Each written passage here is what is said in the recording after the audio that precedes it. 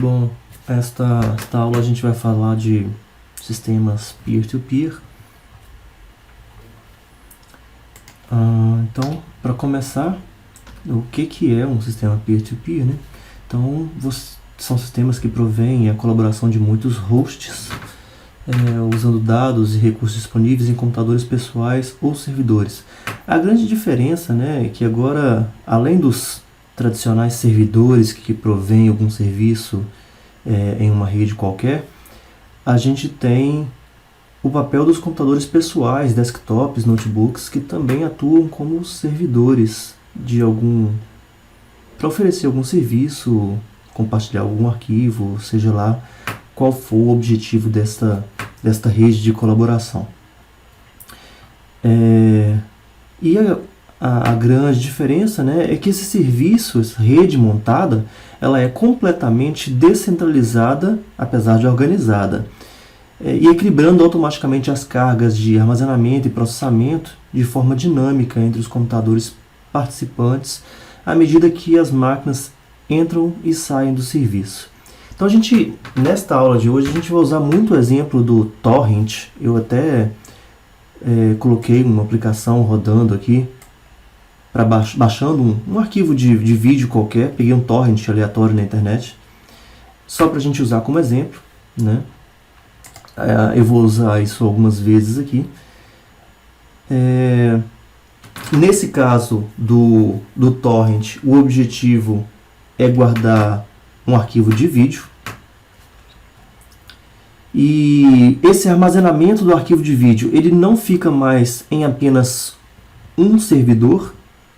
Então, nesse caso aqui, por exemplo, eu pedi para, na aba aqui embaixo, né, eu até pedi para ele mostrar os pares, ou seja, quais são os outros usuários que eu estou conectado para receber arquivos e enviar arquivos. Então, eu tenho uma quantidade grande de usuários aqui, alguns deles, inclusive, nem têm o arquivo completo, né, eles já estão participando aqui. À medida que eles recebem uma parte do arquivo, eles começam a fornecer a parte que eles têm, e sem nem ter o arquivo completo, né? Outros já têm o arquivo completo, tá só como fornecedor. Mas enfim, eu não estou recebendo esse arquivo que eu solicitei de um único usuário, de um único servidor, de um único local. Eu estou recebendo pedaços desse arquivo de uma rede de usuários. Cada usuário, né, cada elemento da rede está me fornecendo um pedacinho desse arquivo. Eu coloquei aqui para baixar uma velocidade muito baixa, justamente para não me prejudicar aqui na internet.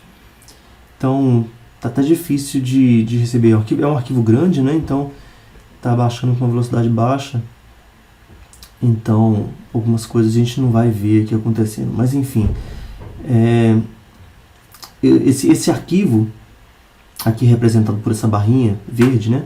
Ele foi picado, fragmentado em vários pedacinhos, e cada pedacinho está sendo gerenciado por um elemento qualquer. Se eventualmente esse elemento sai da rede, seja porque a conexão dele caiu, seja porque a máquina dele foi desligada, eu simplesmente vou invalidar esse arquivo, esse pedacinho de arquivo, e vou baixar esse pedacinho de um outro elemento qualquer, de um outro nó da minha rede. Então a rede peer-to-peer funciona desse jeito. Nesse exemplo aqui, eu estou usando compartilhamento de arquivo, mas poderia ser compartilhamento de arquivo de voz, por exemplo, como funciona no Skype, algum streaming de vídeo, seja lá o que for.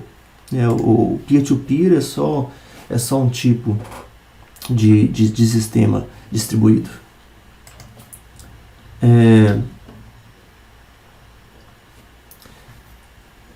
O principal problema, né, de um projeto peer-to-peer, essa simbologia dele aqui, é a distribuição de muitos objetos em muitos hosts com subsequente acesso e localização eficiente.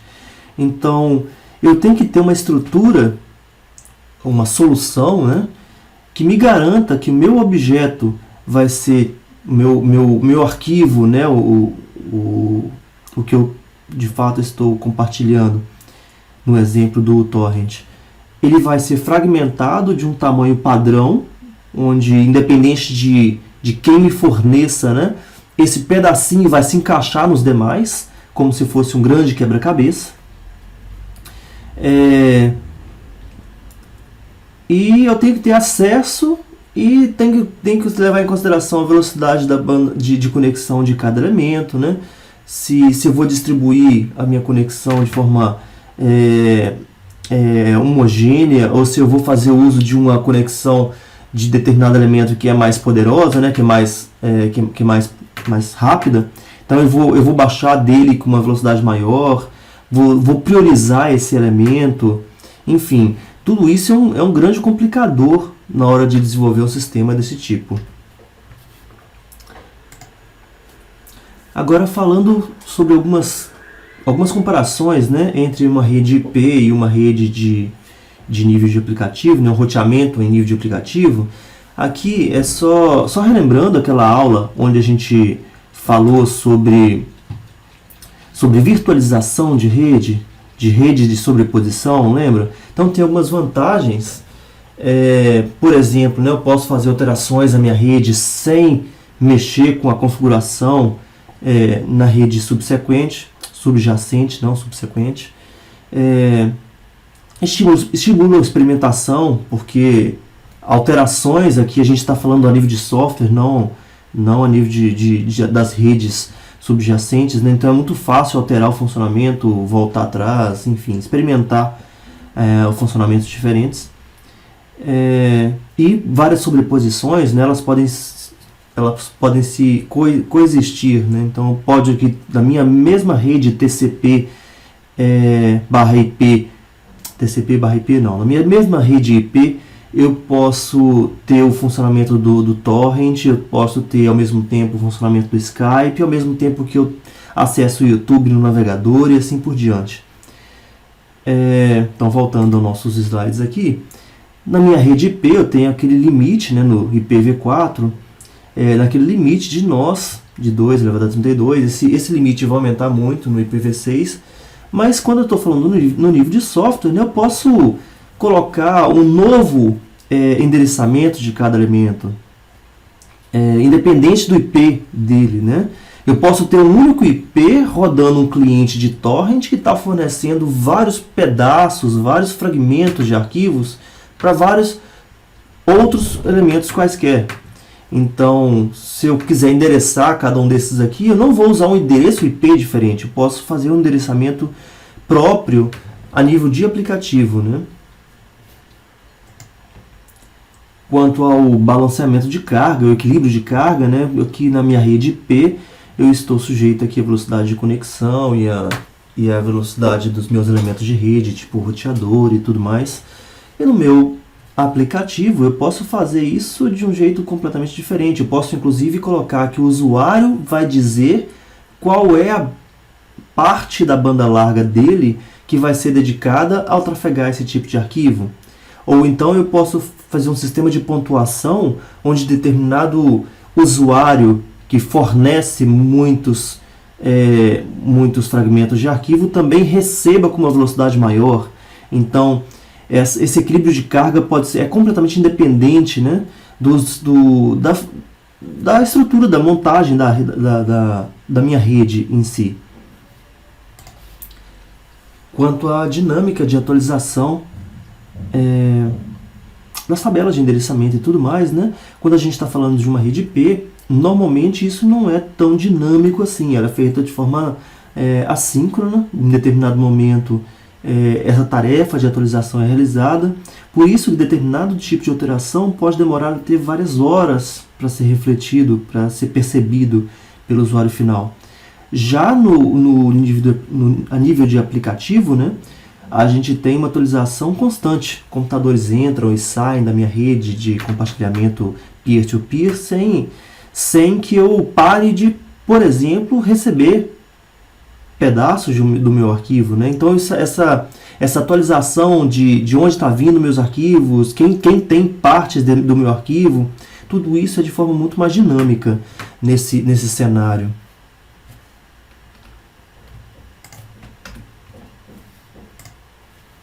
Quanto à tolerância de falhas, a redundância, né, no caso do IP, ela tem que ser projetada, planejada, de forma a colocar um caminho diferente, um elemento de rede diferente e tudo mais. Já no nível do aplicativo, eu posso fazer isso de forma a nível de software, né? Então eu posso replicar isso tantas vezes de acordo com a minha característica de usuários e tudo mais. Tolerância de falha, para aumentar a velocidade, seja lá qual for o meu parâmetro usado para fazer o balanceamento e para fazer tolerância à falha, né? É tudo a nível de software. Então, isso inclusive dinamicamente, eu posso decidir isso de acordo com o meu arquivo. Se o meu arquivo tem uma demanda muito grande hoje, por exemplo, eu estou usando isso para pirataria e um filme acabou de sair, então eu vou fazer um planejamento de replicação desse arquivo em vários pontos. Isso pode ser feito até de forma automática, né? A própria rede identificar que tal arquivo está sendo muito requisitado e ela automaticamente replanejar quais os elementos vão ter esse arquivo, de onde vai tirar e tudo mais. Em contrapartida, eu tenho arquivos mais raros e pouco acessados, né? Então eu posso fazer essa distribuição um pouco mais inteligente, tudo a nível de software. Quanto à identificação do destino, no caso de uma rede IP, eu tenho identificação por IP, né, ponto a ponto. De um lado eu tenho um IP, do outro lado eu tenho outro IP. E são únicos na internet. Já no nível de software, essa identificação é um pouco relativa, né? Eu posso mandar o fragmento do arquivo para quem está mais próximo, enfim, seja lá como é que eu vou fazer essa distribuição aqui.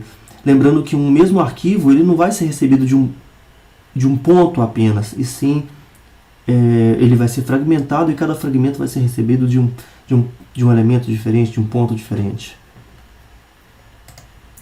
Quanto ao anonimato, na rede IP, até porque eu preciso ter o endereço de quem eu estou respondendo para a mensagem chegar lá, né?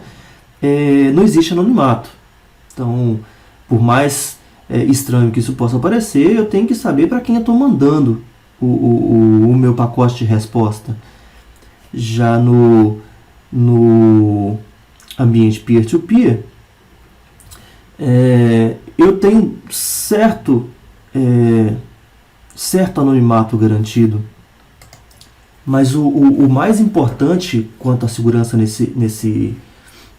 num aplicativo peer-to-peer é que mesmo que a minha rede não seja nada confiável, eu ainda assim eu tenho uma confiabilidade garantida a nível de aplicativo. Então eu tenho chaves, né, para garantir que o cara está baixando um arquivo que ele solicitou. Como é que ele tem certeza que vai vir um fragmento desse arquivo e não um aplicativo malicioso? Então eu tenho dentro do aplicativo certa garantia, baseada em chaves, né, que quando todos os fragmentos forem unificados, o meu arquivo vai ser de fato aquilo que eu solicitei, aquilo que eu estou aguardando, né? Isso tudo funciona com chave hash e tudo mais. Então, em aplicativos peer-to-peer, normalmente o mais comum, né, que a gente usa é para fazer compartilhamento de arquivos, vídeo, áudio, música, né? E distribuição de informações. E os middlewares, porque a gente tem que pensar que nem todo aplicativo peer-to-peer a gente vai baixar ele já funcionando, né? A gente pode desenvolver o nosso próprio aplicativo e a gente tem middlewares para isso também. Então esses middlewares normalmente eles já têm as técnicas de atribuição de resolução de nome entre os nossos participantes. A parte de roteamento já está toda pronta, né? A gente não cuida ali de como que essa rede vai ser montada. Replicação de dados também, apesar de a gente poder influenciar, mas a replicação de dados também já é inerente a esse tipo de abordagem, né? E técnicas de segurança até para garantir que o que a rede está se propondo a fazer vai ser de fato feito. Se determinado arquivo que vai ser trafegado vai ser trafegado com segurança de ser mesmo aquele arquivo, né? E de chegar lá de forma integral, e de chegar lá de forma... mesmo que ele vai chegar de forma fragmentada, mas esses fragmentos vão ser unificados depois para gerar o arquivo de volta. Então esse arquivo, depois de determinado algoritmo, né, ele tem que estar integral.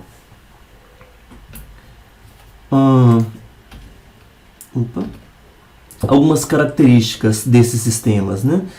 Os usuários vão contribuir com recursos para esse sistema. Esse recurso pode ser disponibilidade de um arquivo, sei lá, seja lá o que o sistema estivesse propondo a fazer, né?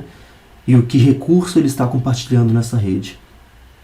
Todo mundo tem a mesma capacidade e responsabilidade, não quer dizer que esteja balanceado, mas quer dizer que todo mundo pode fornecer um arquivo e pode receber um arquivo.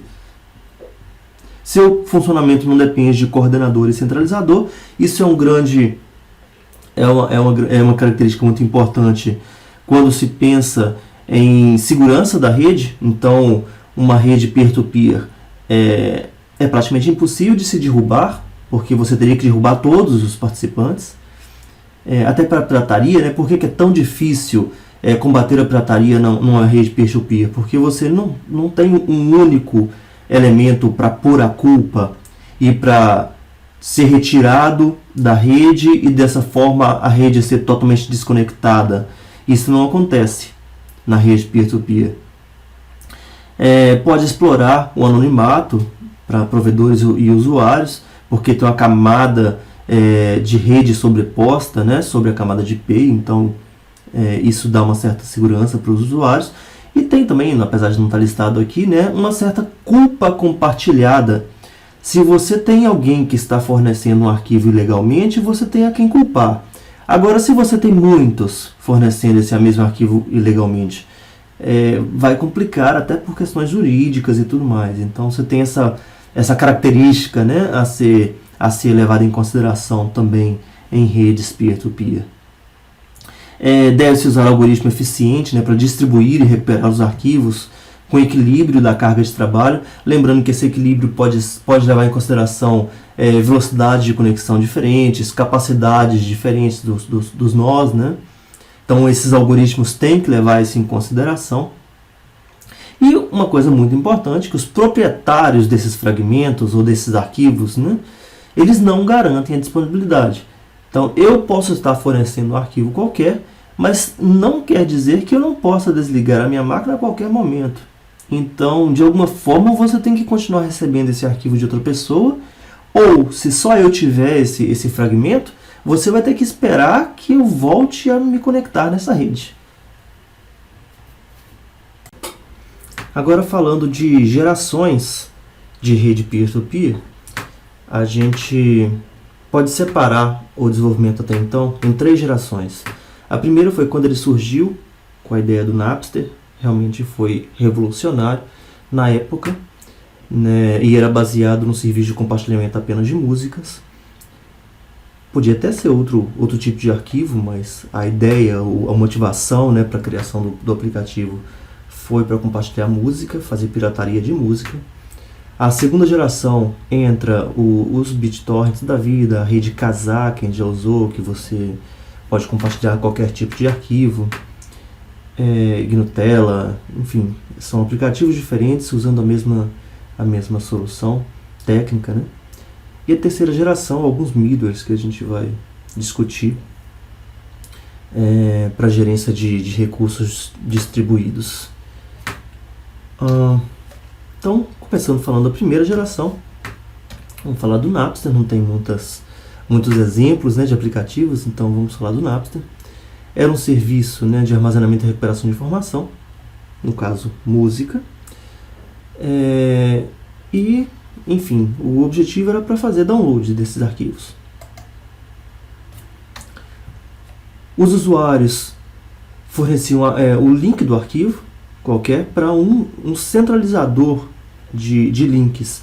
Ou seja, nessa geração, o sistema peer-to-peer não era exatamente descentralizado, não. Por quê? Eu tinha um arquivo qualquer, eu tinha que fornecer o link para esse servidor, Esse servidor guardava esse índice, montando, né, uma rede de hosts que forneciam aquele tipo de arquivo. A consistência entre réplicas não era garantida, era bem no início a ideia estava bem inicial ainda, né? Considerava, né, o caráter local da rede.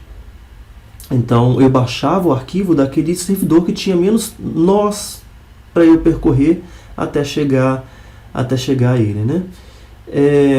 E qual que era o gargalo da rede? Bom, se eu tinha um servidor com os índices centralizados, o gargalo era aqui, né? A descoberta e o endereçamento de objetos. Tudo era centralizado num servidor só. Os arquivos de música, né, eles não eram atualizados. Isso era um benefício, porque como a música não sofreu alteração ao longo da sua existência, né, então replicar uma música era muito mais simples. É diferente de você replicar um arquivo que está sendo alterado frequentemente, né, que você tem que garantir certa consistência. Então aqui, garantir a consistência do arquivo de música é muito mais fácil.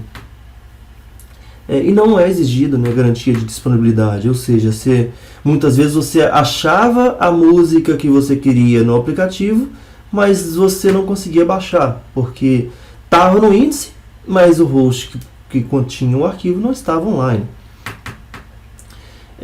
Alguns mecanismos de segurança, né, garantiam o anonimato.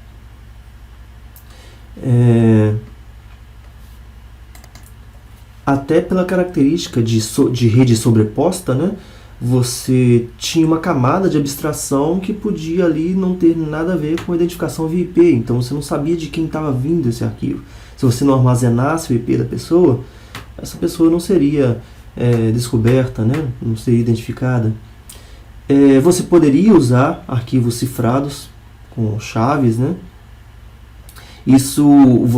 Fazendo isso, você pode garantir que esse arquivo não vai ser identificado, o conteúdo dele, né, ao longo da rede. Então isso pode ser uma forma de você ter certa garantia de anonimato, ou pelo menos garantia de que o que você está trafegando não está sendo identificado, né? E aquela coisa que eu falei, existe a dispersão de responsabilidade. Uma coisa é você achar um culpado, se bem que no Napster você pode falar que o culpado era justamente o servidor de índices, né? Mas na verdade você tinha uma rede de culpados, um monte de gente fornecendo arquivo, recebendo arquivo. Então isso complicou bastante a questão de ter punições para esse tipo de serviço, né? Então eu tenho aqui agora um diagrama mostrando um exemplo de como é que poderia ser o serviço de Napster, né? Aqui eles criaram 2 servidores que estão servindo como servidores de índice. Lembrando que o servidor de índice do Napster ele é centralizado e replicado, voltando aos slides lá, né? Ele usa um servidor que armazena os índices centralizados e você pode replicar esse servidor. Então, voltando aqui, ele tem esses 2 servidores, mas no caso aqui, esse cliente que a gente vai tratar só vai usar o servidor da esquerda. Então, deixa eu apagar esse aqui. O cliente que a gente está usando como exemplo é esse carinha aqui. Suponha que ele queira um arquivo qualquer. Então, qual que é o sentido da comunicação aqui?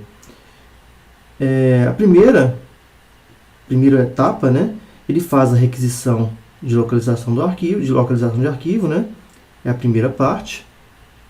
Esse servidor do Napster responde para ele dizendo, olha, o seu arquivo está em tal servidor, em tal nó da rede, né, tal elemento conectado, tal par. Então, depois que ele ficou sabendo de onde que está o arquivo, ele começa a comunicar diretamente com esse nó. No caso, está aqui, né, faz a requisição direto já do arquivo, e aqui responde com o arquivo solicitado. Bom, como é que eu garanto essa atualização aqui? O próprio elemento que fez a requisição, esse elemento no caso, né, o próprio elemento que fez a requisição, ele se encarrega de uma vez que ele conseguiu o arquivo bem sucedido, manter essa atualização do índice aqui. Ele responde para o servidor, olha, o arquivo que eu queria está lá, está íntegro, é aquilo mesmo.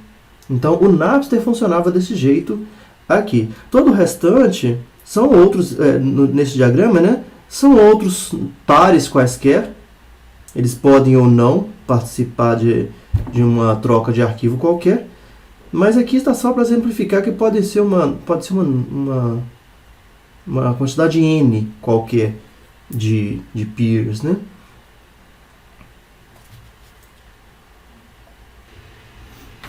Então, depois do Napster, temos a segunda geração de aplicativos, né, que utiliza essa mesma solução de software. Aí entram os emules da vida, o Kazaa, todos eles funcionavam da mesma forma. Ainda existia uma centralização de índice, ou seja, que você submetia a consulta e um servidor, né, respondia por ela. Às vezes essa era distribuído, né, então a consulta demorava bastante tempo para ser respondida. Então demorava bastante tempo não, né, alguns segundos para ser respondida, mas ainda assim existia uma máquina que era responsável por responder às requisições de usuário.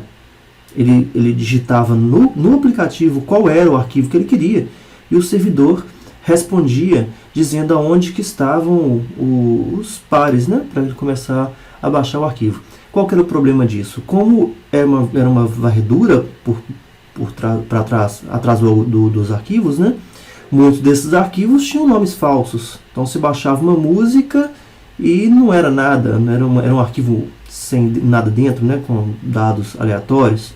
Um arquivo de vídeo, apesar de ter lá seus 2 GB de tamanho, eram 2 GB de nada, né? Ou até era comum você baixar um arquivo achando que era um vídeo, porque tinha o nome que você queria, e na hora que você ia ver, o vídeo era completamente diferente do que você estava baixando. O primeiro exemplo de aplicativo da segunda geração que a gente vai usar aqui é o Freenet. Então era uma rede completamente descentralizada. Os usuários, a regra dessa rede, né, era que os usuários se mantivessem no anonimato. A comunicação entre os nós era cifrada, então você não sabia o que estava trafegando, mas tinha uma característica ainda mais importante. Você cedia no seu HD o espaço para esse aplicativo usar, e você também não sabia o que estava sendo guardado dentro desse espaço que você cedeu. Então, o que ele colocava ali dentro? De acordo com a dinâmica da própria rede, né, ele escolhia o que era necessário colocar ali naquele espaço de HD por questões logísticas de rede, né? Então, por exemplo, se vizinhos nós próximos a você, né, requisitassem sempre um arquivo que nem era interessante para você, o próprio aplicativo colocava no seu HD esse arquivo para você poder fornecer para os seus vizinhos. Então tinha essa parte, né, que para a otimização do uso da banda, né, tráfego de internet, ele fazia essa distribuição de arquivos de forma automática e transparente para o usuário. Você não tinha gestão daquilo que ele colocava no seu HD, pelo menos nessa parte compartilhada, né? E para questões de escalabilidade, baixo consumo de banda, a comunicação final era por unicast. Então você tinha ponto a ponto baixando determinado arquivo.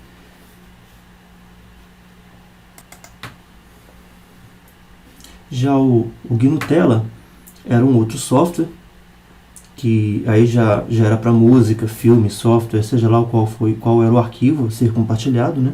Era completamente distribuído, quando comparado com o Kazaa, que a gente vai ver daqui a pouco, e o sistema centralizado, que trabalhava com índices centralizados, que foi o exemplo do Napster, né?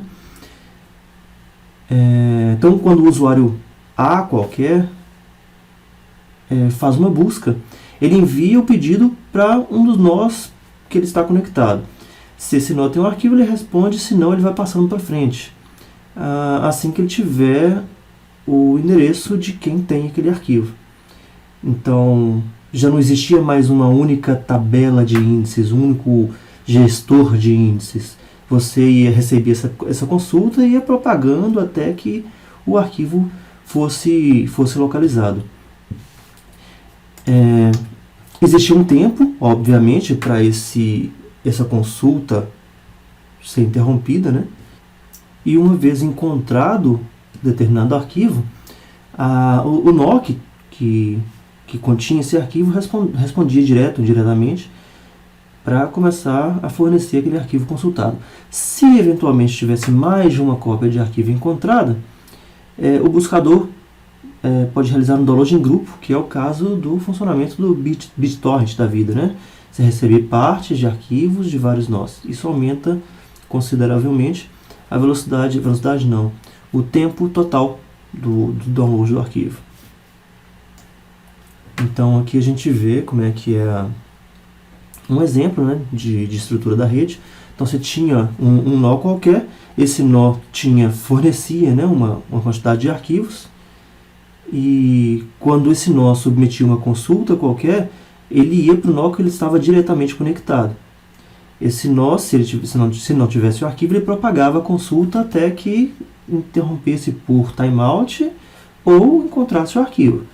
Uma vez que encontrou quem tem o arquivo, essa comunicação passava a ser direta aqui, ou indiretamente, se você quiser trafegar entre os nós intermediários aqui também, se fosse o caso, para fornecer o arquivo. Se mais de um tiver, né, fornece como o exemplo do torrent. Já o exemplo do Kazaa, os arquivos trafegados também eram músicas, imagens, vídeos e qualquer coisa do gênero, mas ele usava o conceito de supernós, da mesma forma que o Skype utilizava, né? Então, esses supernós eram máquinas de alto poder computacional e largura de banda, então eram nós especiais, não eram simplesmente peers que participavam da rede. E esses nós, eles mantinham listas de arquivos e as localizações, constantemente isso era atualizado. O usuário, toda vez que ele se comunicava, né, e realizava uma consulta qualquer, ele submetia isso ao supernó mais próximo. Se respondesse por ali mesmo, beleza, senão ele propagava para outros supernós e assim por diante. E uma vez que o arquivo é localizado, o download aí sim passa a ser diretamente entre os peers, né? O supernó deixa de fazer o papel de supernó e o download começa entre os peers. E o exemplo do BitTorrent, esses aplicativos de torrent, né, da vida, visa troca de arquivo, e aí agora generalizou de fato, não tinha mais um foco, qualquer tipo de arquivo, pode ser download de programas, não só de pirataria, às vezes é por divulgação mesmo, então fica muito mais interessante. Então tem aplicativos, principalmente da comunidade livre, que são baixados já por torrent, até porque eles não têm gastos muito grandes com servidores, para o servidor suportar uma quantidade X de downloads. Aí o que eles fazem? Eles colocam os arquivos deles para serem baixados via torrent. Isso aumenta a velocidade de download e diminui para eles a necessidade deles comprarem ou alugarem servidores para suportar esses downloads. Então aqui a gente começa a ter uma alta taxa de transferência, porque a gente consegue baixar uma quantidade enorme de pedaços do arquivo simultaneamente. Inclusive, dependendo do seu cliente torrent, dependendo do tipo de arquivo, se for um arquivo muito popular, você consome realmente toda a sua banda, sua largura de banda, só fazendo aquele download. Então isso é comum acontecer. A ordem desses fragmentos do arquivo, ela é completamente aleatória. Então eu não sei se o meu fragmento, não sei não, né? A ordem que eu estou baixando não é a mesma ordem de reprodução, caso seja um vídeo, por exemplo. Eu posso baixar o final do arquivo, para depois pegar um do meio, e depois do final de novo, e depois do início. E eu só vou ter o arquivo quando todos os fragmentos forem baixados. E e remontados, né, para ter o meu arquivo desejado. O tracker, que é o controlador, né, que faz as referências dos nós, ele usa HTTP normal, e o download só inicia quando pelo menos um nó contém o arquivo inteiro, porque ele parte do princípio que se não tem ninguém que tem o arquivo inteiro, eu não vou conseguir atender esse usuário. Então, para que ocupar a banda dele, ocupar o disco dele, colocando fragmentos de arquivo, sendo que eu não tenho como fornecer todo o arquivo para ele? Então, para evitar esse tipo de desgaste, esse tipo de consumo que não vai agradar ao usuário, porque no final das contas ele não vai ter o arquivo, ele simplesmente nem começa. Então, aqui está o exemplo de uma rede qualquer, do BitTorrent. Então, eu tenho o tracker, que é quem está gerenciando esse arquivo baixado. Então, tem o tracker por arquivo, não é um tracker que gerencia toda a rede BitTorrent, isso não existe. E tem vários peers que tá fazendo compartilhamento desse arquivo em comum, né? Então, para começar, como é que a gente conhece quem é o tracker, né? Como é que vai ser dividido? Existe um arquivo, um .torrent qualquer.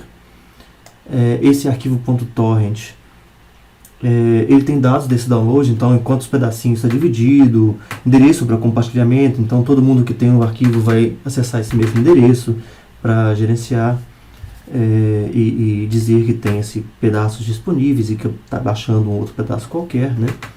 Então o torrent tem essa finalidade. O .torrent, o arquivo .torrent, né?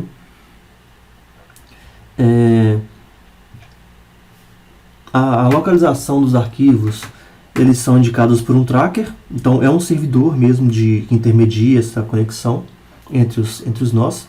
Lembrando que a gente tem um tracker por arquivo, então é bastante difícil você derrubar um torrent, derrubar uma rede BitTorrent. É impossível, na verdade, porque o máximo que você pode fazer é derrubar o tracker de um arquivo. Isso não afeta em absolutamente nada o tracker de outro arquivo. Então, é uma rede absolutamente distribuída, né? O arquivo que você está compartilhando, ele é dividido em pacotinhos. Aqui deu o exemplo de 250K. São compartilhados fora de ordem, de várias fontes. Você pode pausar o download, desligar a sua máquina, ligar de novo e depois reiniciar, e reinicia de onde parou, né? Então tem todas essas vantagens. O download ele começa pelos pacotinhos mais raros da rede, até por questões óbvias, né? Se você começa pelo mais raro, rapidinho você também vai ter uma cópia daquele fragmento. E essa cópia vai ser uma parte duplicada, e ele vai automaticamente se tornar menos raro à medida que outras pessoas vão baixando.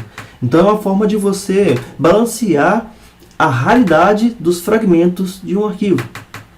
Então por esse motivo, né, é comum você começar com o download um pouco mais lento, e com o passar do tempo você começa a pegar velocidade. Então rapidinho você vai ter o torrent baixando a toda velocidade. Os usuários que estão semeando, né? Você tem os usuários que estão semeando um fragmento qualquer, e normalmente o próprio aplicativo ele já tenta pontuar de forma positiva quem semeia bastante, de forma que quem semeia muito também tem facilidade para receber, ou melhor, tem prioridade para receber o que ele quer. E quem não semeia nada e só recebe, ele é chamado de sanguessuga da rede. Então, normalmente esse sanguessuga, apesar de ter sua importância, ele tem uma prioridade bem menor nessa rede de compartilhamento. Então aqui é só um exemplo gráfico, né? Então imagina que esse retângulo seja um arquivo, então ele é todo fragmentado, né? Aqui está dando até o exemplo do Ubuntu, então tem uma ISO do Ubuntu sendo compartilhada.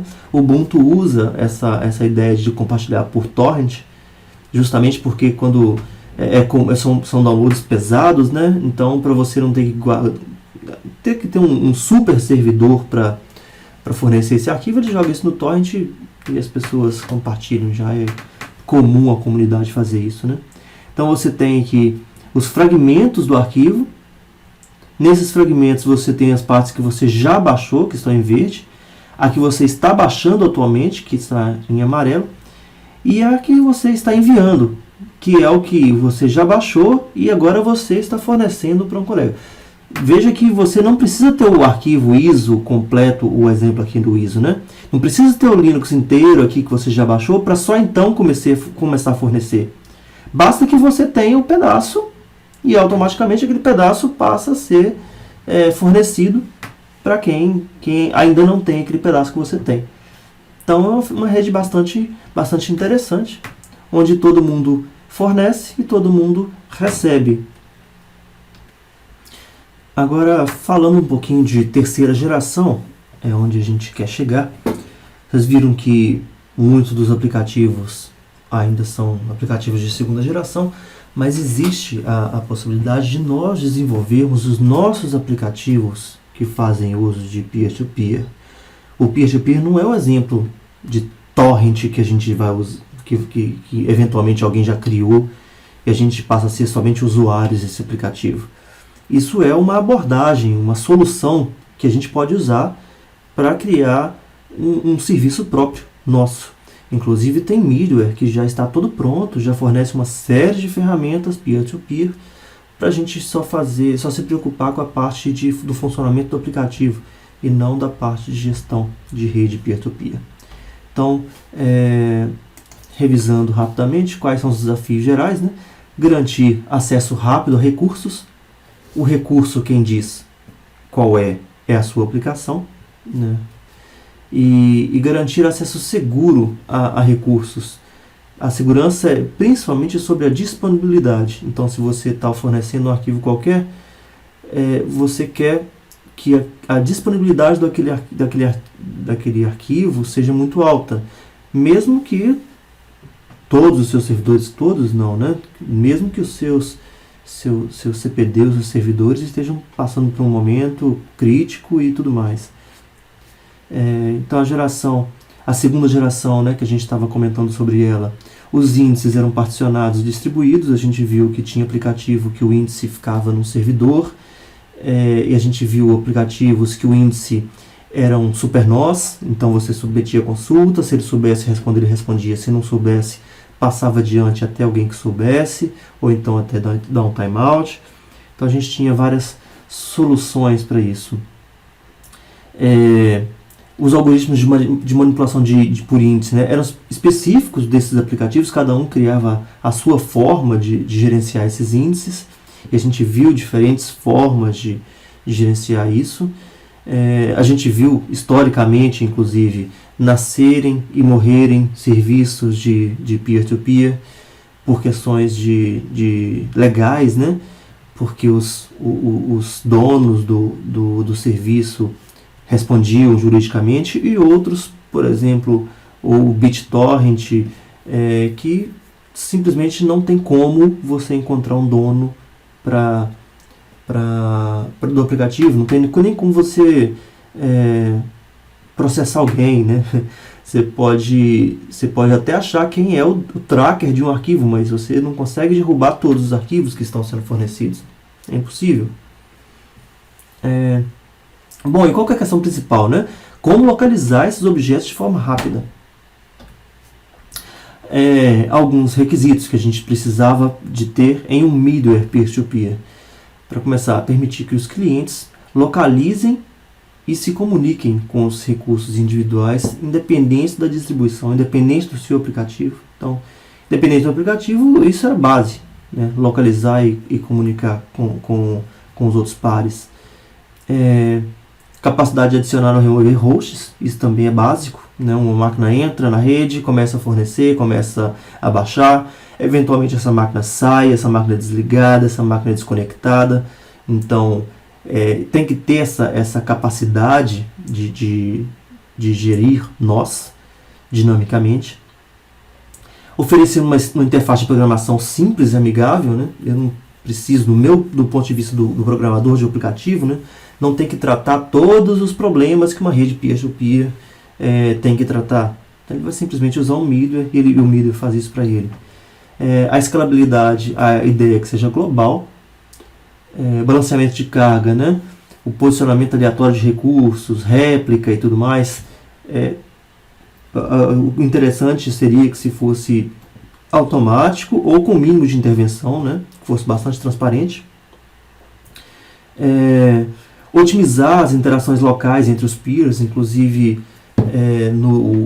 o torrent da vida, né? Quando você começa a baixar um fragmento qualquer de um par, você já faz uma conexão direta via socket. Então, você vê que tem toda uma camada de abstração para você chegar até quem vai te fornecer o arquivo, mas uma vez que você descobre quem é, a conexão é par a par, né, unicast. Então, essa otimização também é interessante nesse middleware. E acomodar, né, a disponibilidade dinâmica de hosts, isso entra aqui no adicionar e remover hosts o tempo todo. Essa gestão é muito dinâmica. E quanto à plataforma de desenvolvimento P2P, imagina que você queira agora criar um aplicativo que faz uso do peer-to-peer. Então, vamos ver o que eu vou dar uma resumida nessa parte, tá? Eu não vou entrar na parte de roteamento, como é que é feita a distribuição de pacotes, mas vou deixar esses slides até o final, caso alguém tenha essa curiosidade. Mas eu não vou entrar em detalhes, porque é um tipo de informação que eu daria aqui, mas daqui a uma semana todo mundo vai ter esquecido. Então, o importante nesse caso aqui é você saber que existe, que tem como, e como é que funciona bem alto nível. Se você precisar, você entra em detalhes para o seu aplicativo funcionar.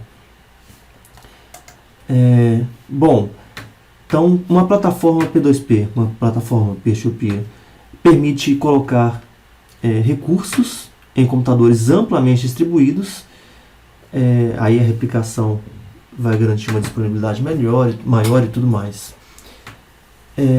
Esses recursos a gente está chamando de objetos de dados, arquivos, seja lá o que o seu aplicativo esteja distribuindo. Tá? Qualquer coisa pode ser chamado de recurso. E vai tirar de você, ou melhor, transformar completamente em transparente para você, né, decisões sobre posicionamento, localização desses recursos e a necessidade de conter informações sobre os paradeiros de recurso. Então,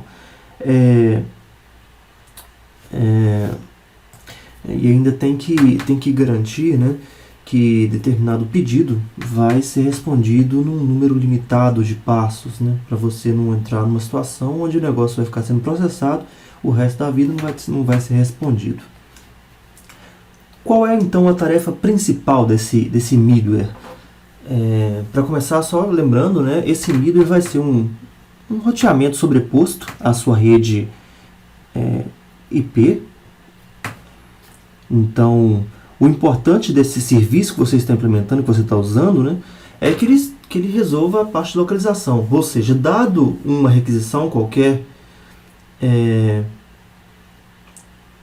esse roteamento deve encontrar quem que é o nó que vai te entregar aquela requisição. A comunicação em si não é problema. A comunicação de um ponto ao outro, a gente já viu soluções diretas e indiretas de como resolver isso. Mas a grande contribuição da rede peer-to-peer é você conseguir localizar quem tem um fragmento do arquivo que você quer. Então, esse algoritmo, né? O que ele tem que fazer, além de oferecer esse serviço de localização? Ele deve calcular um GUID e anunciá-lo a camada de roteamento sobreposto, porque a gente, quando vai fazer o requerimento, a gente vai descobrir qual é o GUID que a gente quer, né? E vai buscar por ele. Então, se eu tenho um fragmento que gera um GUID qualquer, eu vou publicar isso falando assim, olha, eu tenho esse pedaço, se alguém precisar, pode vir até mim que eu vou fornecer. Os clientes, né, devem poder solicitar a remoção de objetos. Então, de alguma forma, você tem que controlar a sua rede, né? Se algum objeto já não tem mais que estar presente na sua rede, esse middleware tem que te oferecer um recurso de falar assim, olha, apaga esse objeto, ele já não é importante mais. Apaga tal versão, apaga tal arquivo, né? Lembrando que você, o seu serviço, talvez isso seja extremamente importante. Você não pode ter uma rede onde todos os seus arquivos estejam disponíveis para o resto da vida, porque vai estar absolutamente poluído o seu ambiente. No middleware não seria nada interessante que ele funcionasse dessa forma, né? Nós podemos entrar e sair do serviço, até pela característica principal do peer-to-peer, né? Essa entrada e saída, esse login no serviço é bastante dinâmico. E a busca deve buscar sempre, né, a cópia mais próxima. Mais próxima do que significa que vai trafegar em uma parte menor da rede, que vai trafegar numa velocidade mais alta, que vai ocupar menos recursos computacionais e tudo mais. Então aqui a gente tem um diagrama só para representar como é que poderia ser esse serviço. Então imagina que esses grãozinhos aqui, né, são objetos que você está compartilhando e que o A, o B, C, D são nós quaisquer da nossa rede. Cada nó dessa rede conhece um grupo de objetos. Quando eu falo que um objeto qualquer, este aqui, por exemplo, ele é conhecido tanto pelo nó A quanto pelo nó B, quer dizer que esse objeto, ele é replicado. Então, se alguém eventualmente precisa desse nó, desse objeto, ele pode pegar tanto de A quanto de B. E esse nó, ele tem um GUID, né, que é um identificador único, é um hash qualquer. Só pensando aqui, né, numa ilustração fica mais fácil. Imagina que eu tenho um dado qualquer, uma string qualquer. Aqui eu estou usando essas frases aqui, né, como strings quaisquer. Eu vou passar essa string em uma função hash e ele vai me dar uma chave. É essa chave que vai identificar o dado que eu quero. Essa chave é um resultado de uma função que é aplicada no string, mas aqui eu tenho um dado de um tamanho grande, né? E aqui eu só tenho alguma sequência de caracteres para representar. Então, é o meu GUID aqui, é essa chave hash, né? Que identifica exclusivamente esse objeto, esse nó. Para alcançar, né, essa disponibilidade, eu tenho o identificador, sempre a tupla, né? O identificador e o dado. Lembrando que o identificador são algumas letras, e o dado pode ser um pacote de 250K, por exemplo. Isso eu posso usar, eu tenho duas soluções aqui que eu entraria em detalhes, mas eu não vou entrar em detalhes, mas estão inclusive detalhadas nesses slides que eu coloquei disponíveis para vocês. Essa Pastre e Tapesc. Bom, eu só vou mostrar o que elas têm que oferecer, basicamente. Vou usar, por exemplo, aqui a Pastre, mas o Tapesc funciona basicamente do mesmo jeito, tá? Você tem que, de alguma forma, fornecer o pacote de dados. Então, você está aqui oferecendo um dado qualquer e a chave desse dado. Então, você está publicando, é como se você estivesse publicando esse objeto, né? No caso aqui, submete dados ao middleware. Então, você está submetendo este dado aqui com esta chave. Lembrando que isso aqui é o resultado de uma função hash qualquer. Outra função que ele oferece, né, é a parte de remover. Então, já que isso aqui é uma chave única, basta fornecer essa chave e falar assim, olha, esse dado pode ser retirado da minha rede. E também, eu posso, um nó qualquer da minha rede, né, pode receber os dados dessa chave que ele tem. Então, eu gero a chave, consulto essa chave e eu ofereço a função de receber os dados que estão ligados a essa chave. Então, o Tapestry funciona de uma maneira muito parecida, mas são soluções diferentes para você publicar ou para você receber objetos ou fragmentos de um arquivo em uma rede qualquer. E a gente está falando aqui de um middleware. Então, você usa isso para o que você quiser que a sua aplicação faça. Nessa sequência de slides, eu não vou entrar em detalhes, porque, como eu disse, né, a gente está entrando em detalhes técnicos aqui, talvez não seja tão interessante a gente fazer isso nem gravado, nem em sala de aula, e sim em exercícios práticos. Depois a gente negocia isso, se for o caso, né, se achar esse trabalho interessante. Mas é basicamente um middleware, funções de um middleware, de como é que ele funciona, como é que ele publica, como é que você acha um objeto qualquer na rede e ferramentas do tipo. O conjunto de slides vai estar completo, mas eu vou interromper essa apresentação por aqui, porque eu acho que o que foi de mais importante nesta aula de peer-to-peer já foi dito. Qualquer coisa, submetam questões que a gente vai respondendo, ok?